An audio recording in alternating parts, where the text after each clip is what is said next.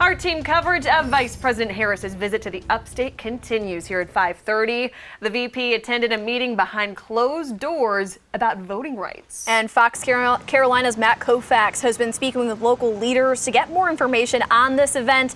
Matt, I know it's been very hush-hush, so what new information do you have?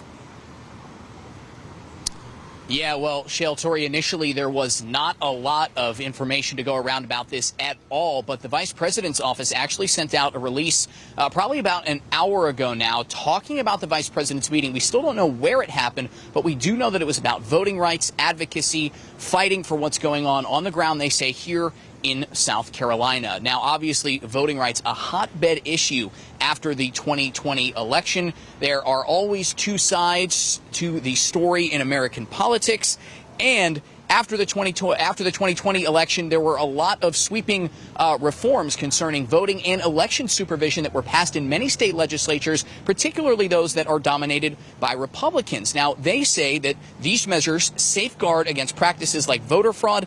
Meanwhile, Democrats, including the vice president, have said they believe these laws are actually aimed at making it harder for all people, but particularly minority communities, to vote. And that's kind of where they picked up during this meeting this afternoon. They say that they were discussing, as I mentioned, what's happening on the ground in South Carolina, namely what they are doing to get people registered to vote, strengthen election infrastructure, and expand voting rights through bills that are moving through the legislature. Congress right now working on a couple different bills, the John Lewis Voting Rights Act, also H.R. 1, the For the People Act, but those have hit snags from Republican opposition. Now, coming up in the next hour, we are actually speaking to one of the people who was at that meeting, a local reverend from a church up in Taylor's, who says she is also fighting for what she believes is her right to vote and those of her congregation. We're going to have that coming up at 6 p.m. For now, in Greenville, Matt Koufax, Fox Carolina, the 5 o'clock news. All right, Matt, we'll check in with you in the next half an hour. Thanks.